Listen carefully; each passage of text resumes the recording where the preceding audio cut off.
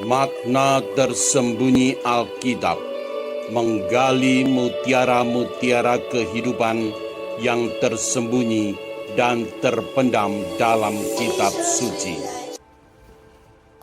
Di tengah suara zaman, apakah pertobatan masih mungkin ketika hidup terasa terlalu berantakan? Selamat datang di channel Makna Tersembunyi Alkitab, Sabtu 21 Februari 2026. Pertobatan dimulai saat kita berhenti pura-pura.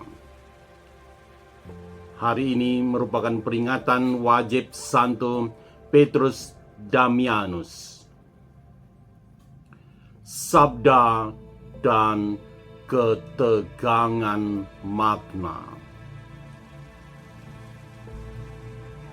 Dalam bacaan pertama, Tuhan bersabda melalui Nabi Yesaya, "Aku akan menuntun engkau senantiasa." Kitab Yesaya bab 58 ayat 11. Dalam bahasa Ibrani, kata yang menonjol dalam ayat ini adalah suv, yang memiliki arti dasar berbalik, kembali, dan mengubah arah hidup. Pertobatan bukan sekadar menyesal, melainkan berani berbalik arah.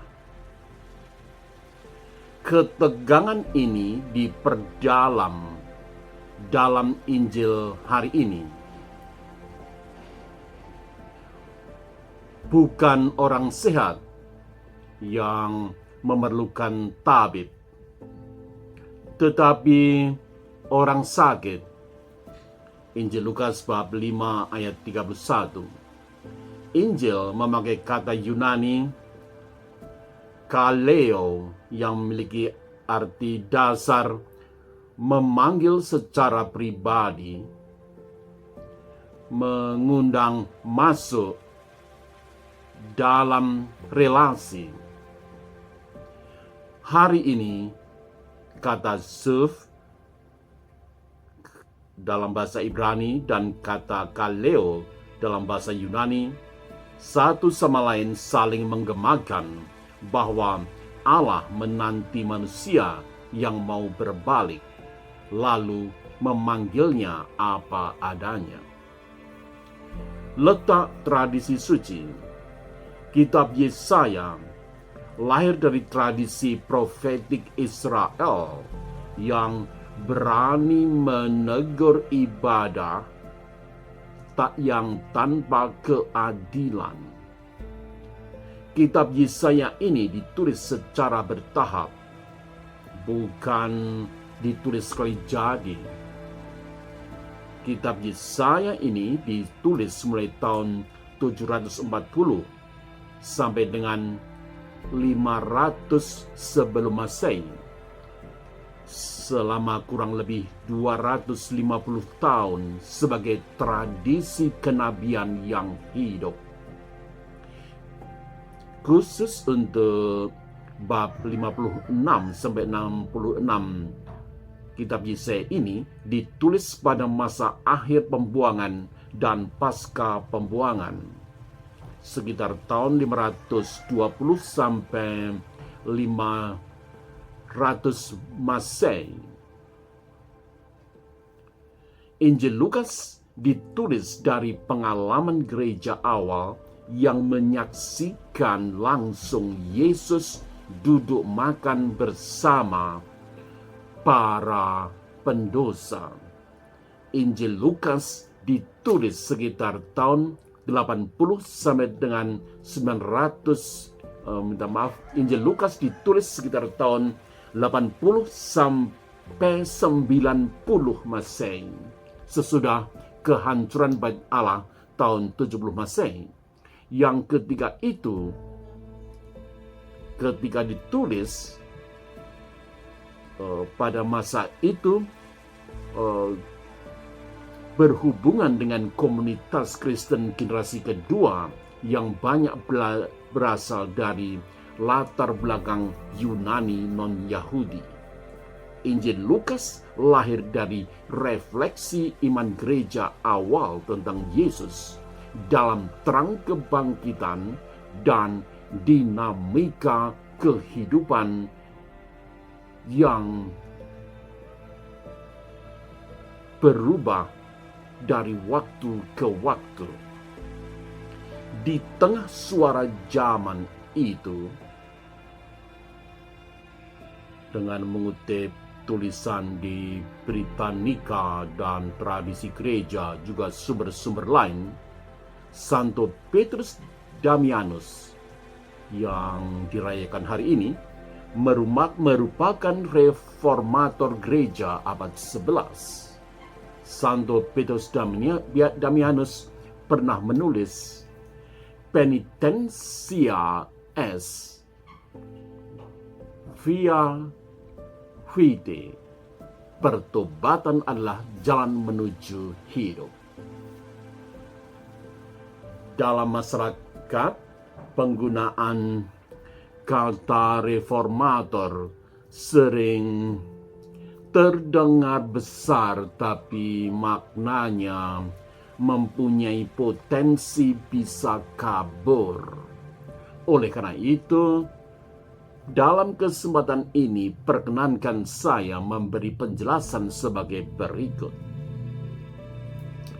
Dalam konteks Santo Petrus Damianus yang hidup pada abad ke-11, reformator di sini tidak berarti beliau itu pembuat sistem baru, melainkan beliau berfungsi sebagai seorang pribadi yang memanggil, mengajak, dan menyerukan supaya gereja kembali ke jantungnya.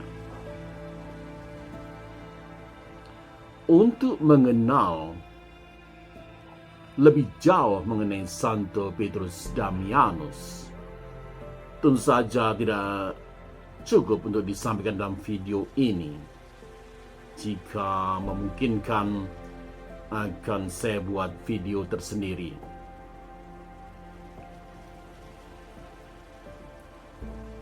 Untuk keperluan video hari ini, saat ini, saya seperti biasa baru menyampaikan sharing singkat.